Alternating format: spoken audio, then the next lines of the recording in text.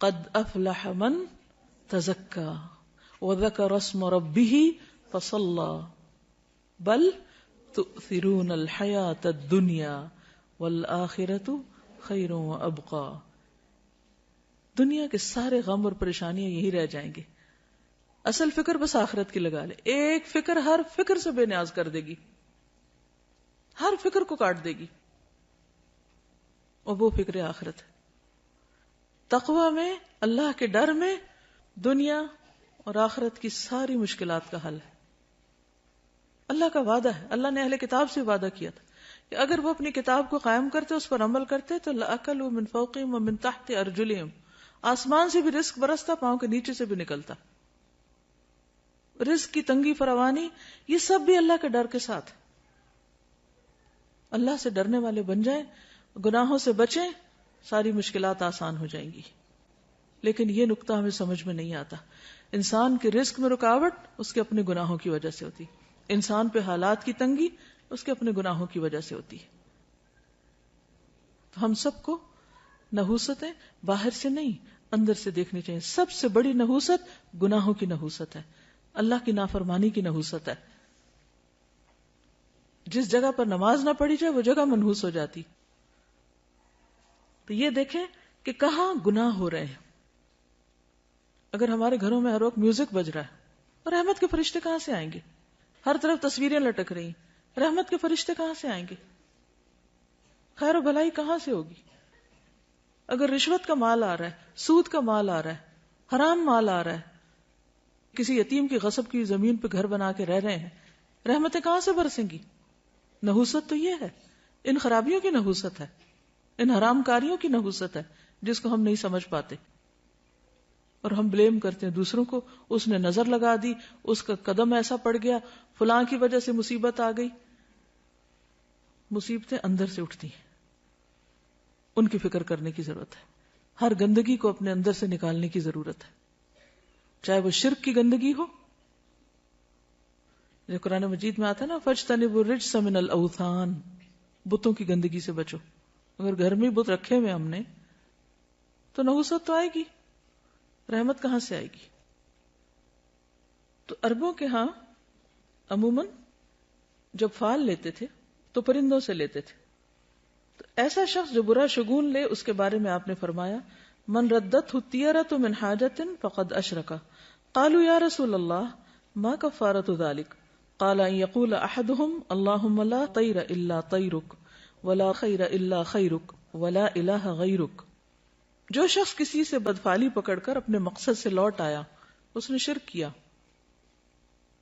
صحابہ کرام نے پوچھا اللہ کے رسول صلی اللہ علیہ وسلم اس کا کفارہ کیا ہوگا؟ فرمایا وہ کہے اے اللہ تیری دی ہوئی بھلائی کے سوا کوئی بھلائی نہیں، اور تیری فعال کے سوا کوئی فعال نہیں، اور تیرے علاوہ کوئی معبود نہیں. اب یہ شرک کیسے ہوتا ہے؟ مثال کے طور پر ایک شخص گھر سے نکلا، کالی بلی راستہ کاٹ گئی تو اس نے اسے منحوس سمجھا اور وہ گھر واپس آ گیا، کام کے لیے گیا ہی نہیں. تو میں نے کالی بلی دیکھ لی تھی، وہ آگے سے گزر گئی تھی، تو میں نے سوچا کہ اب میرا کام ہوگا نہیں، اس لیے میں واپس آ گیا. یہ شرک ہے، یہ شرک ہے. اور یہ اس قسم کا شرک ہے کہ جس کو ہمارے معاشرے میں کھیل مذاق کے طور پہ لیا جاتا ہے، ان کو برا بھی نہیں سمجھتا. لوگ ایک دوسرے کے سامنے ایسی باتیں کھلے عام مجلسوں میں کر رہے ہوتے ہیں اور کوئی کسی کو روکتا ہی نہیں ہے، اور کوئی احساس بھی نہیں کرتا کہ وہ کس قسم کا جملہ بول رہا ہے. بظاہر یہ ایک معمولی سی بات ہے، مگر حقیقت میں یہ شرک ہے، کیونکہ کسی بھی شخص کا نفع یا نقصان بلی کے ہاتھ میں نہیں. اکثر ایسا ہوتا ہے کہ اپنی لاپرواہی کی وجہ سے کوئی کام خراب ہو جاتا ہے اور شیطان ہمیں سجاتا ہے کہ یہ ساری خرابی فلاں کی وجہ سے ہوئی، ہم اس کو بلیم کرنے لگتے ہیں. آج صبح صبح اس کا منہ دیکھ لیا تھا اس لیے فلاں اور فلاں کام خراب ہو گیا. یہ جملہ بھی نہیں بولنا چاہیے. اسی طرح آنکھ پھڑکنے سے خوف زدہ ہو جانا، یا ہاتھ میں کھجلی ہونے سے امید لگا بیٹھنا کہ آج مال ملے گا، یا جوتے پہ جوتا آ گیا تو سفر پیش آئے گا. رنگوں سے شگون لینا بھی ہمارے معاشرے میں عام ہے. مثلا سیاہ رنگ نہ پہننا کہ بیمار پڑ جائیں گے. ہمارے خاندان میں سیاہ رنگ جو ہے وہ ایسے اور ایسے اثرات رکھتا ہے، اس قسم کی باتیں کرتے ہیں لوگ. یہ رنگ ہمیں سوٹ نہیں کرتا. یا یہ کہ احترام کے منافی کیونکہ خانہ کعبہ کا غلاف کالا ہے. سب جوتا نہ پہننا کہ بے ادبی ہوگی کیونکہ گنبد کا رنگ سبز ہے. تو یہ خود ساختہ طور پر کچھ چیزوں کو حلال یا حرام کر لینا ہے، اس کی بھی ہمیں اجازت نہیں ہے. یعنی اپنے طور پر جو تمہاری زبانیں جھوٹ گھڑتی ہیں کہ یہ حلال ہے یہ حرام ہے، ایسا مت کہو، اس کی اجازت نہیں ہے۔ یہ سب وسوسے اور توہمات ہیں جن کی حقیقت اس کے سوا کچھ نہیں کہ شیطان انسان کو شرک میں مبتلا کر کے اس کے اعمال ضائع کروائے۔ یہ سب شیطانی حربے ہیں۔ یہ توہمات اور بدشگونیاں انسان کو اندر سے کمزور کر دیتی ہیں۔ انسان پر کون سا کام کر پائے گا کہ اگر ہر چیز کے ساتھ اس نے کوئی نہ کوئی فکر باندھی ہوئی یا کوئی وہم کرتا ہے۔ اس کے برعکس اللہ کی ذات پر ایمان اور توکل انسان کو جرت، بہادری اور اعتماد دیتا ہے، اسے جینے کا ڈھنگ سکھاتا ہے۔ چنانچہ ایسے کسی بھی خیال کو دل سے نکال کر اللہ پر توکل کرتے ہوئے اپنا کام جاری رکھنا چاہیے۔ عبداللہ بن مسعود سے روایت ہے کہ رسول اللہ صلی اللہ علیہ وسلم نے فرمایا الطیرۃ شرکن الطیرۃ شرکن ثلاثا، یعنی 3 بار فرمایا، وما منا الا ولکن اللہ یذہبہ بالتوکل، بدشگونی شرک ہے، بدشگونی شرک ہے، 3 بار کہا، اور ہم میں سے کوئی ایسا نہیں مگر اسے وہم ہو جاتا ہے، لیکن اللہ تعالیٰ توکل کی وجہ سے اسے دور کر دیتے ہیں۔ یعنی ہر ایک کے دل میں وہم تو آتے ہی ہیں، آتے ہیں نا، لیکن جب انسان اللہ پہ توکل کرتا ہے تو وہم دور ہو جاتے ہیں، اور یہ ہونے چاہیے، ورنہ تو انسان کچھ کرنے کے قابل ہی نہ رہے۔ ہر چیز کے ساتھ رسک انوالو ہے۔ اس روز جب میں نے وہ حدیث پڑھی نا کہ جو شخص کبر کی وجہ سے اپنے چادر لٹکاتا ہے، تو ایک شخص ایسا کر رہا تھا، اللہ نے اس کو دھنسا دیا اور زمین میں قیامت تک دھنسایا جاتا رہے گا۔ تو ایسے میں اس کی ویژننگ کر رہی تھی، ایسے تصور میں لا رہی تھی کہ اس زمین جسے میں جہاں بیٹھی ہوں اس کے نیچے کیا ہے، اگر یہ کھلے تو اس کے اندر کیا ہوگا۔ تو ایک دم میں کانپ اٹھی، تو میں نے سوچا کہ ہم کتنی خطرناک جگہ پہ بیٹھے ہوئے ہیں۔ یعنی زمین جو ہے اللہ نے اس کو ٹکایا ہوا کہ ہم ٹکے ہوئے اس پر، الم نجعل الارض مہادا، تو مہاد بنایا ہوا تو ہم آرام کر رہے ہیں، ورنہ اگر یہ پھٹنے لگ جائے اور انسان اندر اترنے لگ جائے تو سوچے کہاں جا کے پہنچے، کہاں پہنچے۔ تو اللہ تھامتا ہے۔ آسمان کی طرف دیکھو کیسے اللہ نے پرندوں کو وہاں تھاما ہوا ہے، ہمیں زمین پہ تھاما ہوا ہے۔ اگر اس کا اذن نہ ہو تو کہیں کہ کہیں پہنچ جائے، ہم تو کہیں بھی نہیں بچ سکتے۔ اس لیے ہمیشہ اللہ پر توکل کرنا چاہیے اور ان چیزوں سے باہر آ جانا چاہیے۔ اہل کتاب بھی جب دین کی اصل تعلیمات سے دور ہو گئے تو اسی طرح کے شگون لینے لگے جن کا ذکر قرآن مجید میں کیا گیا ہے۔ الم تر الی الذین اوتوا نصیبا من الکتاب یؤمنون بالجبت والطاغوت، کیا تم نے دیکھا نہیں ان لوگوں کو جنہیں کتاب کا ایک حصہ دیا گیا کہ وہ جبت اور طاغوت پر ایمان لاتے ہیں۔ تو جبت بے حقیقت، بے اصل، بے فائدہ چیز کو کہتے ہیں۔ اسی طرح شگون کی بھی کوئی اصل بنیاد اور حقیقت نہیں ہے۔ اسلام میں ایسی تمام چیزیں جو جبت کے تحت آتی ہیں، جیسے کہانت، فالگیری، شگون اور توہمات، ان سے منع کیا گیا۔ کسی چھوٹی سی تکلیف یا طبیعت کی خرابی پر دوسروں کو مورد الزام ٹھہرانا اور لوگوں کے ساتھ باہمی تعلقات خراب ہونے پر اپنی غلطی اور کوتاہی کا جائزہ لینے کی بجائے یہ خیال کرنا کہ ضرور کسی نے جادو کر دیا ہے، یا اس قسم کے توہمات رکھنا جو پیار محبت کے رشتوں کو ختم کر دیں، جس کی وجہ سے انسان کی توجہ اپنے عمل کی درستی اور اصلاح سے ہٹ جاتی ہے، یعنی اپنی غلطی اس کو یاد نہیں رہتی جب وہ دوسروں کو بلیم کر دیتا ہے۔ نتیجتاً انسان تنہا رہ جاتا ہے اور نفسیاتی مریض بن جاتا ہے، یعنی سب سے کاٹ کے بیٹھ جاتا ہے۔ کسی بھی غیر معمولی صورتحال میں ہر قسم کے شر سے بچاؤ کے لیے بطور علاج مسنون اذکار اور دعائیں پڑھنی چاہیے، صبح شام کی دعائیں وغیرہ اور جو دیگر اذکار ہیں ان سے کام لینا چاہیے۔ پھر اسی طرح حضرت ابو ہریرہ سے روایت ہے، صحیح بخاری کی روایت ہے کہ آپ صلی اللہ علیہ وسلم نے فرمایا لا عدوى ولا طیر ولا ہام ولا صفر وفر من المجذوم کما تفر من الاسد، مرض کا لگ جانا، نحوست، الو اور سفر کچھ نہیں، اور جزامی سے اس طرح بچو جس طرح شیر سے بچتے ہو۔ تو اصل بات یہ ہے کہ عربوں کے ہاں کچھ ایسی چیزیں رائج تھیں کہ جن کی وجہ سے وہ بہت زیادہ پریشانیوں کا شکار رہتے تھے۔ تو نبی صلی اللہ علیہ وسلم نے ان چیزوں کو بے حقیقت بتائی، جو ہم نے پڑھا نا جبت، بے حقیقت، بے فائدہ چیزیں، تو ان میں ان چیزوں کا کچھ ذکر ہے۔ اب آپ دیکھیے کہ نبی صلی اللہ علیہ وسلم کا یہ جو قول ہے ہامہ، کیا مطلب ہے اس کا؟ ہامہ کوئی چیز نہیں۔ جب نظر کا وہ دم پڑھتے ہیں نا، جو دعا پڑھتے ہیں اعوذ بکلمات اللہ التامات من کل شر و شیطان و ہامۃ، وہ وہامہ نہیں ہے، وہ ہامہ، الگ الگ ہے وا اور ہامہ۔ تو یہ ہامہ کیا ہے؟ تو بقیہ کہتے ہیں کہ میں نے محمد بن راشد سے یہ بات پوچھی کہ یہ کیا چیز ہے، تو انہوں نے کہا کہ جاہلیت میں لوگ کہا کرتے تھے کہ جب بھی کوئی شخص مر جاتا ہے اور اسے دفن کیا جاتا ہے تو اس کی قبر سے ایک الو نکلتا ہے. یہ دور جاہلیت کی ایک سوچ ہے. بقیہ کہتے ہیں میں نے سفر کے متعلق پوچھا تو انہوں نے کہا جاہلیت کے لوگ سفر کے مہینے کو منحوس خیال کرتے تھے. وجہ تو پیچھے آپ پڑھ ہی چکے ہیں.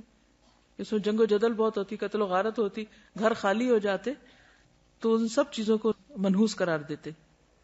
تو نبی صلی اللہ علیہ وسلم نے فرمایا سفر کچھ نہیں, یعنی اس کی نحوست نہیں ہے. محمد بن راشد کہتے ہیں کہ میں نے ان لوگوں کو بھی سنا جو کہتے ہیں کہ سفر ایک پیٹ کے درد کا نام ہے, یعنی ایک بیماری ہے, اور وہ لوگ کہا کرتے تھے کہ یہ متعدی ہوتا ہے, یعنی دوسروں کو لگ جاتا ہے. تو آپ نے فرمایا کہ سفر کی کوئی حقیقت نہیں. ٹھیک ہے, تو یہ جو حدیث ہے نا لا عدوى ولا طیر ولا حام ولا سفر, یہ سب بے حقیقت چیزیں ہیں, جبت ہے. ٹھیک ہے. اشہب کہتے ہیں کہ امام مالک سے رسول اللہ صلی اللہ علیہ وسلم کی قول لا سفر, سفر کچھ نہیں ہے کے بارے میں سوال کیا گیا تو انہوں نے کہا کہ اہل جاہلیت سفر کے مہینے کو ایک سال حلال کر لیتے اور ایک سال حرام کر دیتے. تو نبی صلی اللہ علیہ وسلم نے فرمایا سفر کچھ نہیں ہے. ابن عباس کہتے ہیں, یہ صحیح بخاری کی روایت ہے, کہ عرب سمجھتے تھے کہ حج کے دنوں میں عمرہ کرنا روئے زمین پر سب سے بڑا گناہ ہے. کیا سمجھتے تھے عرب دور جاہلیت میں؟ کہ حج کے مہینوں میں عمرہ نہیں کیا جا سکتا, بہت بڑا گناہ سمجھتے تھے اس کو. یہ لوگ محرم کو سفر بنا لیتے اور کہتے کہ جب اونٹ کی پیٹھ سستا لے اور اس پر خوب بال اگ جائیں اور سفر کا مہینہ ختم ہو جائے, یعنی حج کے ایام گزر جائیں, تو عمرہ حلال ہوتا ہے. پھر جب نبی صلی اللہ علیہ وسلم اپنے صحابہ کے ساتھ چوتھی کی صبح کو, یعنی ذوالحج کی چوتھی تاریخ کو حج کا احرام باندھے ہوئے آئے تو آپ نے انہیں حکم دیا کہ اپنے حج کو عمرہ بنا لیں, پہلے عمرہ بھی کریں. یہ حکم عرب کے پرانے رواج کی بنا پر صحابہ پر بھاری گزرا کہ اچھا, کیونکہ دور جاہلیت میں وہ اس مہینے میں عمرہ نہیں کرتے تھے, حج کے مہینے میں. تو اللہ سبحانہ وتعالیٰ نے ان کو اکٹھا کر دیا, وَأَتِمُّ الْحَجَّ وَالْعُمْرَةَ لِلَّهِ, اور نبی صلی اللہ علیہ وسلم نے بھی حج تمتع کو بہتر قرار دیا, افضل قرار دیا. اسی لیے عبداللہ بن عمر جو تھے وہ اپنے والد سے ناراض ہوئے تھے کہ نہیں, میں تو تمتع کی نیت کروں گا میں, کیونکہ دور جاہلیت کی اس رسم کو بھی کاٹا جا رہا تھا. ہم ویسے پڑھتے ہیں, کہتے ہیں واٹ اے بگ ڈیل, یعنی کہ کیوں اس کو اتنا اسٹرکٹلی لیا جا رہا ہے. اور آپ نے یہ بھی فرمایا کہ قیامت تک کے لیے حج اور عمرہ اکٹھے ہو گئے ہیں. تو یہ عربوں کی دور جاہلیت کی رسم کے خلاف تھا. تو اس پر صحابہ پر یہ بات بھاری گزری. تو انہوں نے پوچھا یا رسول اللہ, عمرہ کر کے ہمارے لیے کیا چیز حلال ہو گئی؟ فرمایا تمام چیزیں حلال ہو جائیں گی, پھر حج کے لیے احرام دوبارہ باندھنا ہوگا, کیونکہ وہ تو ایک ہی احرام پہن کے آتے اور اسی میں حج کرتے تھے. تو یہ جو اونٹ کی پیٹھ کے بال اگنا دوبارہ کا مطلب کیا ہے کہ جب حج کا سفر ایک دفعہ آ گئے تو پتہ نہیں کہاں کہاں سے لوگ آئیں گے.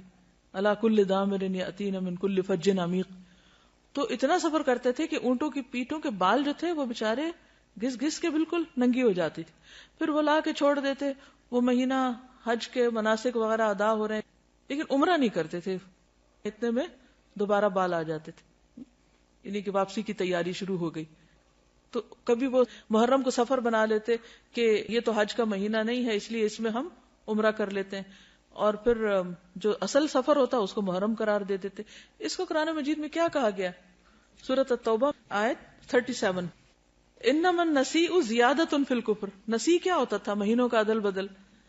یضل بہ الذین کفروا, اہل کفر اس سے گمراہ کیے جاتے, یعنی کرنے والے تو چند ایک ہوتے, باقی سب کو بھی مس لیڈ کرتے. یحلونہ عاما ویحرمونہ عاما, کسی مہینے کو ایک سال حلال کر لیتے اور اگلے سال اسی کو حرام قرار دے دیتے. تو عموماً حرام مہینے کو اپنی مرضی کرنے کے لیے حلال کر لیا کرتے تھے. اور اس کی ضرورت کیوں پیش آتی؟ تاکہ وہ جو دور جاہلیت کے توہمات اور غلط رسمیں تھیں ان کو پورا کر سکیں. لیواطئوا عدۃ ما حرم اللہ, تاکہ گنتی پوری کریں جو اللہ نے حرام قرار دیا. فیحلوا ما حرم اللہ, تو صرف اس گنتی پوری کرنے کے لیے اللہ کی حرام کردہ چیز کو اپنے ہاتھ میں لے کر اس کو حلال کر دیتے. زین لہم سوء اعمالہم, ان کے اعمال ان کے لیے خوبصورت بنا دیے گئے. واللہ لا یہدی القوم الکافرین, اللہ کافر قوم کو ہدایت نہیں دیتا. تو سفر جو ہے اس کی کوئی حقیقت نہیں. اور کس چیز کی حقیقت نہیں؟ حامہ کی نہیں. ٹھیک ہے، حامہ کیا ہے؟ الو. ٹھیک، جو قبر سے نکلتا ہے. اچھا، یہ جو تصور تھا نا کہ مردہ جو ہے اس کے اندر سے الو نکلتا ہے، تو پھر وہ کہتے ہیں کہ وہ الو گھر میں آتا ہے اور آ کے مردے کی باتیں بتاتا ہے کہ اس کے ساتھ کیا ہوا ہے. اس قسم کی خرافات بھی ہیں. اور پھر یہ بھی کہا جاتا ہے کہ مقتول کی کھوپڑی سے پرندے کا نکلنا اس وجہ سے ہے کہ وہ پھر پیاسا بھٹکتا رہتا ہے پرندہ جب تک کہ انتقام نہ لے لیا جائے، یعنی مقتول کا انتقام نہ لے لیا جائے. تو وہ آوازیں نکالتا ہے اور لوگوں کو کہتا ہے. وہ ایک خاص پرندہ تھا کروان، جس کی طرف یہ بات منسوب کی جاتی ہے، کیونکہ وہ بولتا ہے پرندہ، تو پھر اس کا بولنا جو ہے وہ اس کو منحوس سمجھا جاتا ہے.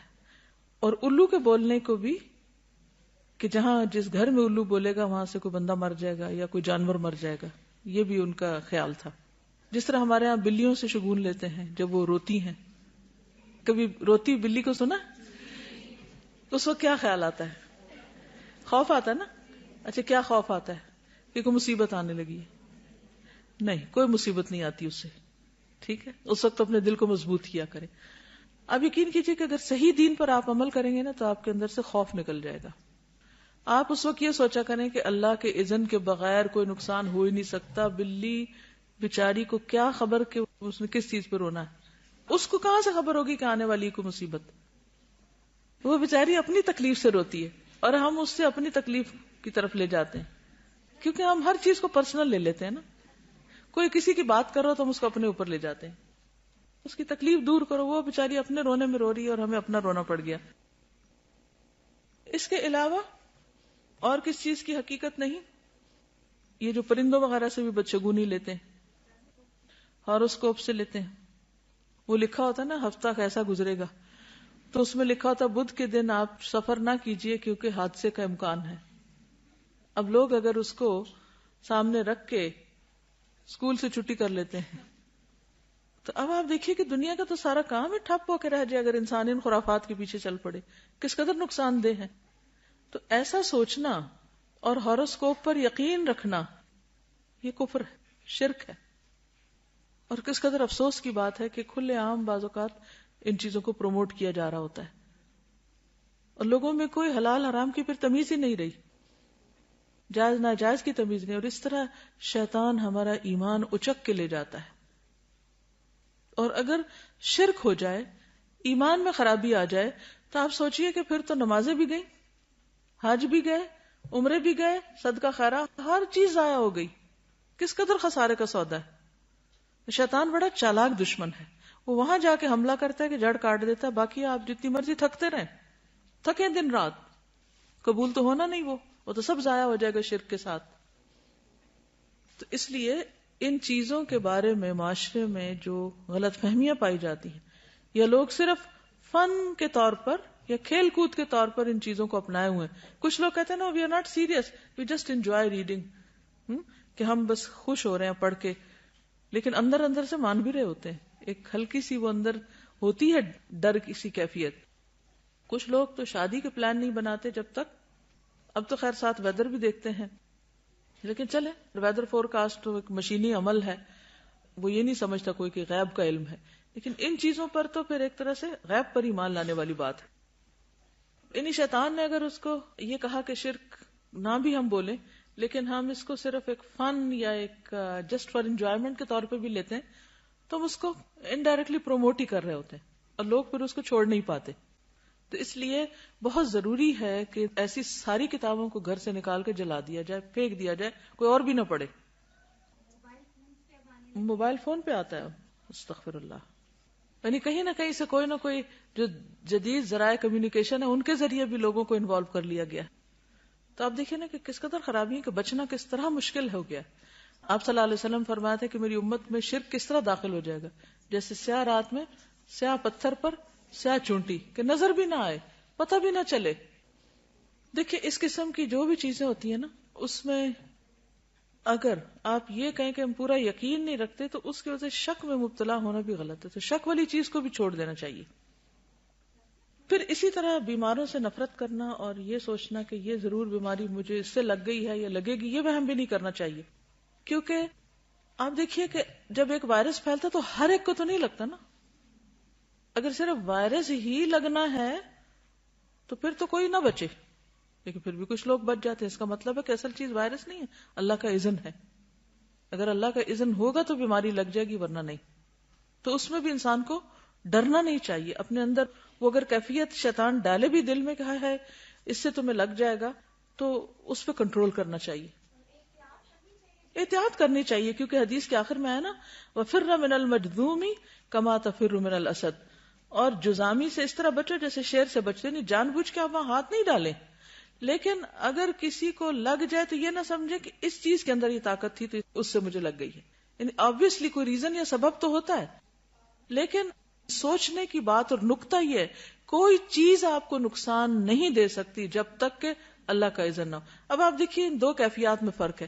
ایک یہ کہ کسی بھی چیز کو دیکھ کے آپ ڈر جائیں کہ ہائے ہائے یہ بس اب یہ تو اٹیک ہوا مجھ پہ، اور دوسرا یہ ہے کہ آپ کہیں کہ جی نہیں ہو سکتا جب تک اللہ نہ چاہے. تو مجھے ڈرنے کی ضرورت نہیں، ہاں احتیاط ضروری ہے.